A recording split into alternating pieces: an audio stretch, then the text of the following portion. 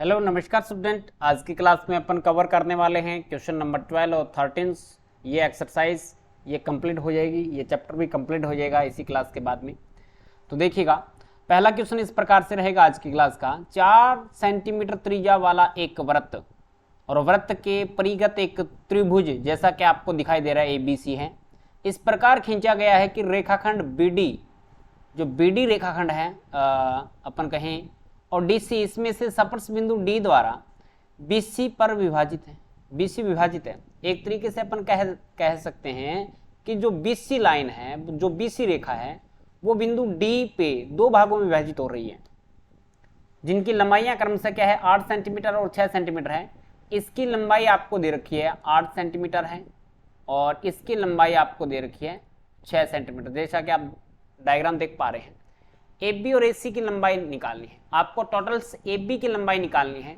आप जानते हैं कि किसी बाह्य बिंदु से खींची गई स्पर्श रेखा की लंबाई हमेशा बराबर होती है, तो ये भी का होगी 8 सेंटीमीटर होगी। आप इसको अलग बिंदु मान लेते हैं D, इसको बिंदु E मान लें और इसको बिंदु आप F मान लें, और ये भी कितनी हो जाएगी, 6 सेंटीमीटर हो जाएगी। आपने ये x सेंटीमीटर मान लिया तो इधर वाली भी कितनी हो जाएगी, x सेंटीमीटर हो जाएगी। अब देखिएगा, एक हमारा टेलीग्राम चैनल है, उसको ज्वाइन कर सकते हैं आप। उस पर आपको सारी क्लासें उपलब्ध करवाई जाएगी फ्री ऑफ कॉस्ट, और आपके जब डेस्कवर्क आ जाएगी एक्सेलेंट और संजीव, वो भी आपको फ्री ऑफ कॉस्ट उनकी PDF ऑल सब्जेक्ट की देने की कोशिश करेंगे। तो प्रिय विद्यार्थियों, इसका लिंक भी हमने डिस्क्रिप्शन में लिख रखा है और मैं नाम भी बता दूंगा हमारे टेलीग्राम चैनल का, तो देखिएगा। अब एक फायदा और है आपके, जो हमारा टेलीग्राम चैनल आप ज्वाइन करेंगे इनोवेशन स्टडी के नाम से है, ये जो मैंने नाम लिख रहा है उसी नाम से है, और जो थंबनेल आएगा उसका आइकन आएगा वो हमारा चैनल पे जो आया है वही इस पे आएगा, एकदम क्लियर है, दोनों इक्वल हैं। तो 300 और 300 600 रुपये का बेनिफिट है आपकी, यानी 300 रुपये की डेस्कवर्क आती है और एक्सेलेंट की भी 300 की आती है। 300 और 300 संजीव और एक्सेलेंट दोनों आपको उपलब्ध करवाएंगे इनकी PDF, तो 600 रुपये का प्रॉफिट है। बहुत ही शानदार मौका है आपके पास में, आप ज्वाइन कर सकते हैं, फ्री ऑफ कॉस्ट सब कुछ मिलने वाला है। तो चलिएगा, क्वेश्चन का सॉल्यूशन अपन जारी रखेंगे।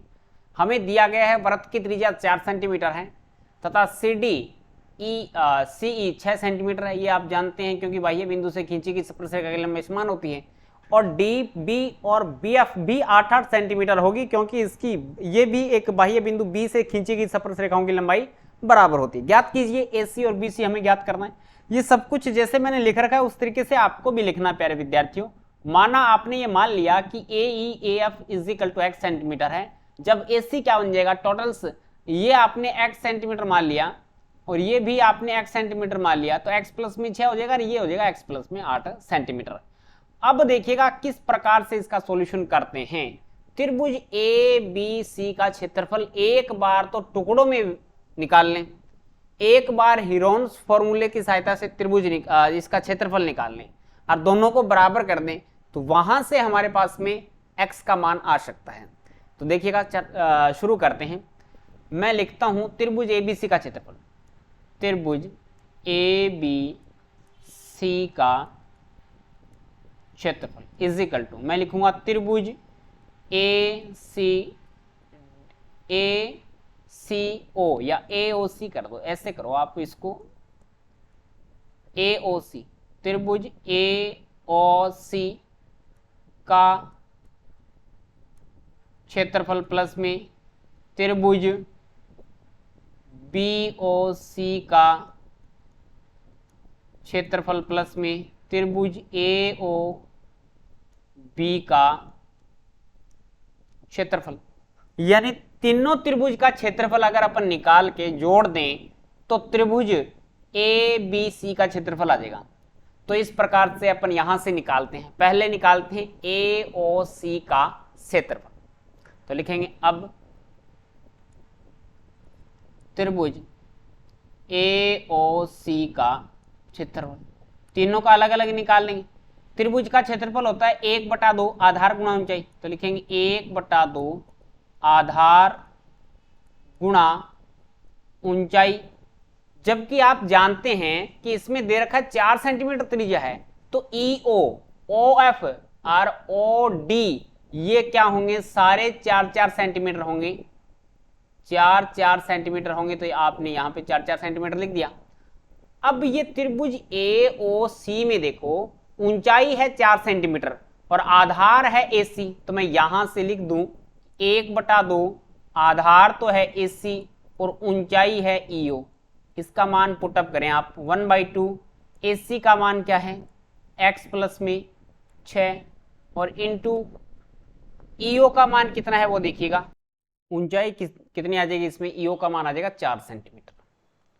तो ये 4 मल्टीप्लाई में है, 2 डिवाइड में है, कट जाएगा, 2 एकम 2, 2 दुई 4, 2 बार कटेगा, 2 का अंदर मल्टीप्लाई कर देंगे तो 2x प्लस में 6 दूनी 12 और ये आपके पास में सेंटीमीटर स्क्वायर आ जाएगा। ये इक्वेशन नंबर 1 था, ये इक्वेशन आप 2 दे दें, ठीक है।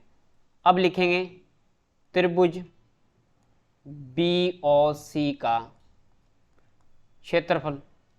BOC का क्षेत्रफल क्या हो जाएगा, BOC का क्षेत्रफल हो जाएगा, वही फॉर्मूला लगेगा 1/2 आधार गुणा ऊंचाई, आधार गुणा ऊंचाई 1/2, आधार क्या है इसमें BC, ऊंचाई क्या है DO, 1/2 BC का मान है 8 प्लस में 6 14 हो जाएगा, टोटल्स 14 और DO का मान कितना है 4 है, इसको कट कर दें, काटेंगे 2 एकम 2, 2 दुई 4 हो जाएगा, 14 दूनी 28 सेंटीमीटर स्क्वायर। इक्वेशन नंबर 3 आ गया। अब रखेंगे त्रिभुज AOB का क्षेत्रफल, ये हो जाएगा 1/2 आधार गुणा ऊंचाई, 1/2 आधार है AB गुणा ऊंचाई है OF, 1/2 आधार हो जाएगा 8 प्लस में x, कितना हो जाएगा 8 प्लस में x, ऊंचाई हो जाएगी FO का मान या OF का मान कितना है 4 सेंटीमीटर है, 2 से काटेंगे 2 दुई 4, 2 का मल्टीप्लाई कर देंगे, कितना होगा 2x प्लस में 16, 2x प्लस में 16, इसको ब्रैकेट में कर दिया सेंटीमीटर स्क्वायर। इक्वेशन नंबर 4 आ गई, ठीक है। अब ये इक्वेशन नंबर सेकंड, थर्ड और फोर्थ से मान 1 नंबर इक्वेशन में रख देंगे तो हमारे पास में त्रिभुज ABC का क्षेत्रफल आ जाएगा। इतना काम करते हैं, लिखेंगे समीकरण, यहां से समीकरण 2 3 व 4 से मान समीकरण 1 में रखने पर, 1 में रखोगे तो क्या आ जाएगा, त्रिभुज ABC का क्षेत्रफल इजिकल टू हो जाएगा 2x प्लस में 12 प्लस में 28 प्लस में 2x प्लस में 16, सभी को जोड़ दें, सभी को जोड़ा 2x और 2x 4x हो गया, 16 नहीं 28 और 12 को जोड़ दें 30 40 40 और ये 10 50 50 और कितने हो गए 6 56 हो गए, तो ये आ जाएगा 4x प्लस में 56 सेंटीमीटर स्क्वायर आ जाएगा, क्योंकि आपने एरिया निकाला है, ठीक है। इक्वेशन नंबर इसको 5 कह सकते हैं। अब अपन क्या है, हीरोन के फॉर्मूले से त्रिभुज ABC का क्षेत्रफल निकालते हैं। तो अब लिखेंगे, कलर चेंज कर लें, थोड़ा अलग लगेगा, सुंदर दिखेगा। लिखेंगे हीरोन्स के फॉर्मूले से, हीरोन या हीरोन्स ऐसे लिख दो, हीरोन्स के फॉर्मूले से, हीरोन्स के सूत्र से त्रिभुज ABC का क्षेत्रफल क्या होगा, रूट के अंदर आएगा s माइनस में a, s माइनस में b और s माइनस में c आएगा, जहां s क्या है, अर्ध परिमाप है, a plus b plus c बटा 2 है। a का मान कितना है, आप इसको a का मान दे दें ab, b का मान दे दें bc और c का मान दे दें ac, डिवाइड बाई क्या है 2 है। ab का मान डायग्राम में देखेंगे आप x प्लस में 8 है, ठीक है, BC का मान 14 है और AC का मान कितना है 6 प्लस में x है, डिवाइड बाई क्या है 2 है।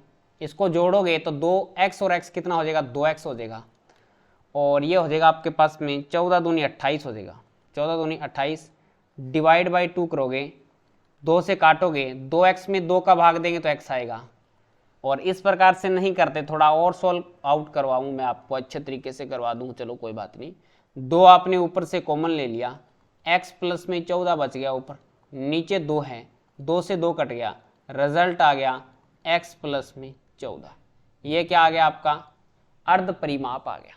अब सारा डाटा इसमें रख देंगे तो हमारा क्वेश्चन सॉल्व आउट हो जाएगा। अब लिखेंगे त्रिभुज ABC का क्षेत्रफल क्या बन जाएगा, रूट के अंदर ये s का मान आ गया है x प्लस में 14, यहाँ से s का मान है x प्लस में 14, माइनस करना है किसका मान a का मान, a यहाँ से क्या है x प्लस में 8 है तो यहाँ से करेंगे x प्लस में 8 ब्रैकेट s का मान है x प्लस में 14 माइनस में b का मान क्या है, b का मान है BC है 14, ठीक है।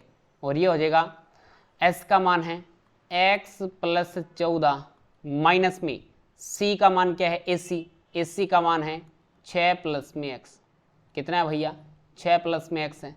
तो ये हो जाएगा आपके पास में त्रिभुज ABC का क्षेत्रफल x प्लस में 14, ये वैल्यू आ जाएगा आपके पास में, कट जाएगा अभी x प्लस में 14, माइनस ओपन है, माइनस है अंदर मल्टीप्लाई करा दें, माइनस x माइनस के 8, ये हो जाएगा x प्लस 14 माइनस के 14 और ये अंदर जाएगा तो x प्लस में 14 माइनस का 6 और माइनस का x, ये कटेगा, माइनस x से प्लस x कटेगा, माइनस 14 से प्लस 14 कटेगा और ये कट जाएगा अभी माइनस x से प्लस x कटेगा। तो रिजल्ट क्या आएगा, रूट के अंदर आएगा और एक तो आ गया x प्लस में 14, ये तो बाहर है ही ऑलरेडी। इसके अंदर कितना बच गया, 14 में से 8 निकाल दें भाई, 14 में से 8 घटाएंगे तो आपके पास में बचेगा 6, ठीक, मल्टीप्लाई में है x बच गया और यहाँ पे 14 माइनस में 6 कितना बच गया 8 बच गया। अब इसमें से आपको कॉमन लेना है कुछ एक वैल्यूज़, ये बन जाएगा आपके पास में x को बाहर रखें या 6 8 48 आएंगे, 48x और ये है x प्लस में 14, ये बन गया। ये इक्वेशन नंबर आप 6 दे दें, 5 ऊपर दे। अब इक्वेशन नंबर 5 और 6 को देख रहे हैं, ये भी त्रिभुज ABC का क्षेत्रफल है, ये भी त्रिभुज ABC क्षेत्रफल है और दोनों बराबर ही हैं। क्या है भी, दोनों बराबर हैं। आप इसको सेंटीमीटर स्क्वायर भी लिख सकते हैं, सेंटीमीटर स्क्वायर लिख सकते हैं प्यारे विद्यार्थियों, इसको आप सेंटीमीटर स्क्वायर लिख सकते हैं, ठीक है, क्योंकि क्षेत्रफल निकाला है। तो दोनों को बराबर कर दें, मैं लिख दूं यहाँ से समीकरण 5 और 6 से, समीकरण 5 और 6 से लिखूंगा, समीकरण 5 व 6 से क्या बन जाएगा आपके पास में, ये है रूट के अंदर 48x प्लस में 14 इजिकल टू होगा, 5 नंबर इक्वेशन में दे रखा है आपको 4x प्लस में 56, 4x प्लस में 56 दे रखा है, तो ये हो जाएगा आपके पास में 4x प्लस में 56, ये बराबर दे रखा है। अब क्या लिखेंगे, दोनों तरफ वर्ग करने पे, वर्ग क्यों करेंगे, क्योंकि एक तरफ रूट है, रूट को हटाने के लिए क्या करेंगे, दोनों तरफ वर्ग करने पर, वर्ग करने पर आपने वर्ग कर दिया तो ये बन गया, इसका रूट हट जाएगा, वर्ग करोगे तो प्रिय विद्यार्थियों इसका रूट हट जाएगा, तो ये हो जाएगा आपके पास में 48, कितना आएगा 48x ब्रैकेट में है x प्लस में 14 और यहाँ से क्या है 4x प्लस में 56 और इसका आपने स्क्वायर ले लिया। अब देखो एक वैल्यू यहाँ से कटेगी, क्या कटेगी, एक तो इसमें से 4 कॉमन आ रहा है, एक तो इसमें से 4 कॉमन आ रहा है, तो क्या मैं इसको इस प्रकार से लिख सकता हूँ, स्क्वायर है, स्क्वायर को मैं अलग अलग लिख दूँ, स्क्वायर को मैं प्रिय विद्यार्थियों अलग अलग लिख दूँ, तो ये हो गया आपके पास में 4x प्लस में 56 हो गया। अब ये क्या बच गया हमारे पास में 48x और ये बन गया हमारे पास में x प्लस में 14। इसमें से एक में से आपने 4 कॉमन ले लिया तो x प्लस में 56, 14 चौके 56 होते 14 आ गया, और यहाँ पे बच गया 4x प्लस में 56। तो x प्लस में 14 से x प्लस में 14 घट गया, और इससे भी 4 कॉमन आ रहा है तो इससे भी 4 कॉमन ले लिया आपने। 4 कॉमन डायरेक्ट ले लूँ, चलो मैं इससे भी 4x यहीं पे कॉमन ले लूँ, तो 4 आपने यहाँ से कॉमन ले लिया तो ये बन गया x प्लस में 14। 4 चौके 16, 16 इधर भाग में भेज देंगे तो ये कितना हो जाएगा आपके पास में 48, 16 थी 48 नहीं 48x बटे 16 इज इक्वल टू क्या है x प्लस में 14 है। 16 एकम 16, 16 दूनी 32, 16 थी 48, तो रिजल्ट क्या आ जाएगा आपके पास में, यहाँ से ये बनेगा आपके पास में 3x is equal to x plus में 14। ये x इधर आ जाएगा तो 3x माइनस में x इज इक्वल टू 14, तो रिजल्ट कितना आ जाएगा आपके पास में 3x में से एक x निकाल देंगे तो 2x बचेगा, 2x इज इक्वल टू 14, तो x का मान कितना आएगा 14 बटे 2, यानी ये आ जाएगा 7 सेंटीमीटर। आपको क्या निकालना था, AC और AB का मान निकालना था, अतः लिखेंगे AC इज इक्वल टू, आपके पास में था x प्लस में 6, तो x का मान है 7 प्लस में 6, यानी ये हो गया 13 सेंटीमीटर। और आप लिखेंगे AB का रिजल्ट कितना होगा, तो वो था x प्लस में 8, x का मान है 7 प्लस में ये हो गया 8, 8 7 15, 15 सेंटीमीटर। ये आपको बताना था कि AC और AB का मान क्या होगा। ज़्यादा हार्ड नहीं है, थोड़ा सा हो सकता है कैलकुलेशन बड़ी हो जाए, लेकिन इतनी हार्ड भी नहीं है, नॉर्मल एकदम बहुत इजी तरीके से मैंने आपको समझाया है, आपके सामने क्वेश्चन को प्रस्तुत किया है। एक बार पूरा क्वेश्चन मैं आपके सामने दोबारा चला देता हूँ। ये क्वेश्चन था प्रिय विद्यार्थियों, अगर एग्जाम में आता है तो इस तरीके से आपको करना पड़ेगा, और इस तरीके से करोगे तभी आपके नंबर्स मिलेंगे एग्जाम में, इसी प्रकार से मार्क्स मिलने वाले हैं। ठीक है, तो आपको AC और AB का मान निकालना था, जो कि आपने एक x लेके और त्रिभुज ABC का 2 बार क्षेत्रफल निकाल लिया, इनको 3 भागों में डिवाइडेशन कर लिया। इसका 3 भागों में डिवाइडेशन करने के बाद में आप जानते हैं कि त्रिभुज का क्षेत्रफल होता है 1/2 आधार गुणा ऊंचाई होता है।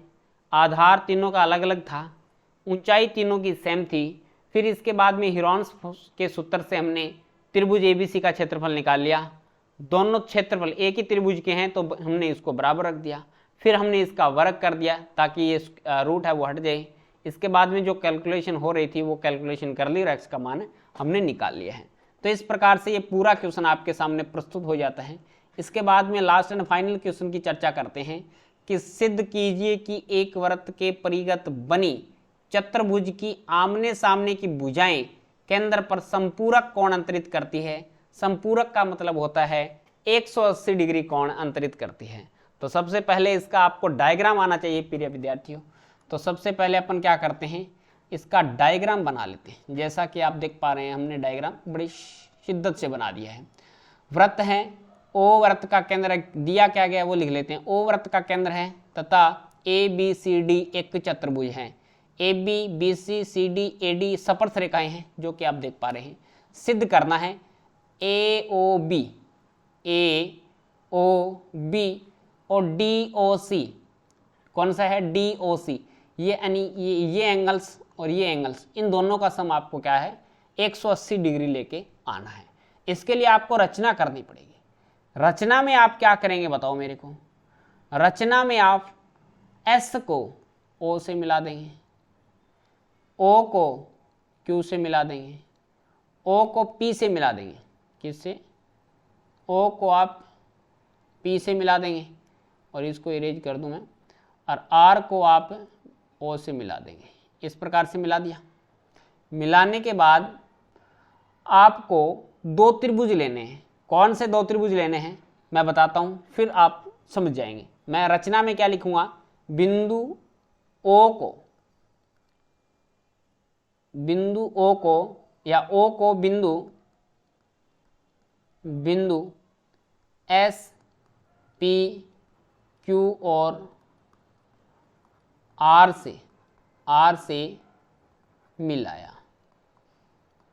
ठीक है, बिंदु O को या O को बिंदु SPQR से मिला दिया। ठीक है, अब उत्पत्ति करते हैं। ज़्यादा हार्ड नहीं है, बहुत ही इजी क्वेश्चन बना दूं मैं इसको। आपने दो त्रिभुज ले लिया, त्रिभुज POB व त्रिभुज BOQ में इस पे चर्चा कर लेते हैं। यानी ये आप जानते हैं कि OP है वो इस पे लंबवत है और ये भी इस पे लंबवत है। तो मैं लिखूंगा यहाँ से दोनों त्रिभुजों में OB बराबर है OB। ये क्या है? उभयनिष्ठ है। इसलिए दोनों त्रिभुजों को अपन को सर्वांगसम करना है, और सर्वांगसम करने का मतलब भी आपको पता चल जाएगा। दोनों में क्या है? उभयनिष्ठ है, दोनों में उभयनिष्ठ है, इसलिए बराबर है। ठीक है, मान लेते हैं। आपने लिखा कि OP बराबर है OQ, क्यों है?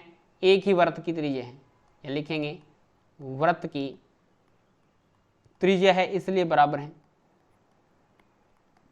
और आपने कहा कि BP is equal to BQ, ये क्या है? बाह्य बिंदु से खींची गई स्पर्श रेखा, बाह्य बिंदु से खींची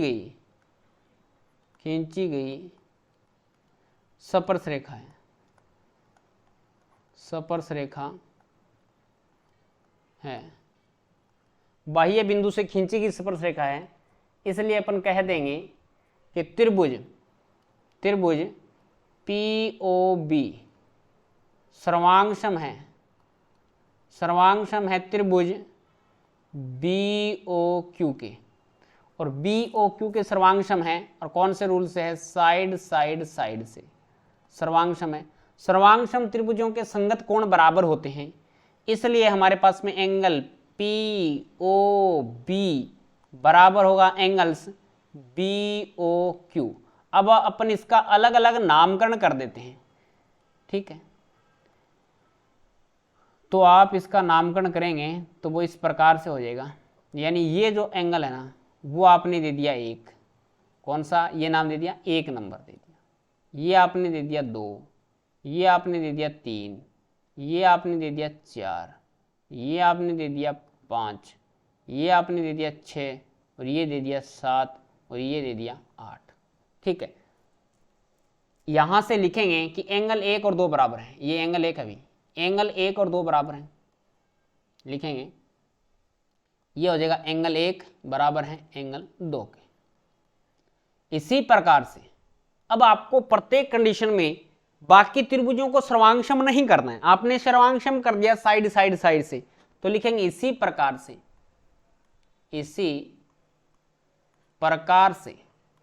क्या लिखेंगे सर जी? बताओ जल्दी, काम सलटे। अब देखो प्यारे विद्यार्थियों, इसी प्रकार से आप लिखेंगे एंगल 3 बराबर है एंगल 4 के, इक्वेशन नंबर 2, और एंगल्स 5 बराबर है एंगल 6 के, इक्वेशन नंबर 3, एंगल 7 बराबर है एंगल 8 की, इक्वेशन नंबर 4। और अब अपन क्या करेंगे? चारों इक्वेशन को जोड़ देंगे। तो लिखेंगे त्रिभुज के केंद्र पे, या त्रिभुज ने वृत्त के केंद्र पे जो एंगल बनता है वो कितने डिग्री का बनता है? टोटल्स मिला के 360 डिग्री का एंगल बनता है। तो angles 1 plus angle 2 plus angle 3 plus angle 4 plus angle 5 plus angle 6 plus angle 7 plus angle 8, सभी का योग कितना होगा? 360 डिग्री होगा। एंगल 1 और 2 बराबर हैं, तो एंगल 1 प्लस में 2 को आपने एंगल क्या लिख दिया? 1 लिख दिया, प्लस एंगल्स 3 और 4 में से कौन कौन सा लेके आना है आपको? तो कंप्लीट AOB और DOC लेके आना है। तो आप एंगल 3 को 4 में कन्वर्ट करेंगे और 6 को 5 में कन्वर्ट करेंगे। तो आपने लिखा यहाँ से एंगल्स 3 को 4 के बराबर लिख दिया, एंगल 4 को 4 रख दिया, 5 को एंगल 5 रखेंगे, प्लस में 6 को 5 में कन्वर्ट कर दिया, प्लस में 7 एंगल को आप 8 में कन्वर्ट करें। ये 8 में कन्वर्ट हो गया, ये 8 का 8 रहने दिया, और ये हो गया 360 डिग्री। अब जोड़ दो सभी को, एंगल 2 एंगल A हो गया, प्लस में 2 एंगल 4 हो गया, प्लस में 2 एंगल 5 हो गया, प्लस में 2 एंगल 8 हो गया इज इक्वल टू 360 डिग्री हो गया।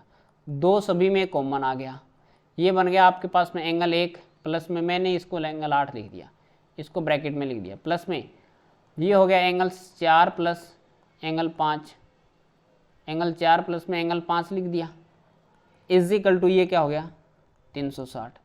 360 में 2 का भाग दे देंगे तो कितना आएगा 180 आएगा। तो एंगल 1 और एंगल 8 का योग कितना है, एंगल डायग्राम में देख लें, 1 और 8 और 5 और 4 का योग, 5 और 4 1 और 8 हो जाएगा। तो ये हो जाएगा आपके पास में angles A O B plus में angle D O C is equal to 180 degree.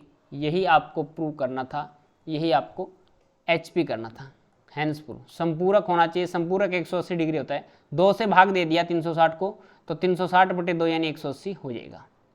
Is that clear? AOB लिखा है ना और DOC लिखा है, एकदम सही लिखा है, क्लियर लिखा है। तो आई होप आपको क्लियरली ये समझ में आ गया होगा। इस प्रकार से ये हमारा चैप्टर भी कंप्लीट हो जाता है। इसके साथ साथ क्लास कैसी लगी कमेंट करके जरूर बताएं, अच्छी लगी तो लाइक और शेयर करना। और मैंने एक बात आपको शुरुआत में बोली थी कि टेलीग्राम चैनल आप ज्वाइन कर सकते हैं, उस पर आपको 600 रुपये का प्रॉफिट होने वाला है। तो चलिएगा, आज की क्लास में इतना ही, नेक्स्ट क्लास में मिलेंगे कुछ नए के साथ। जय हिंद, जय भारत।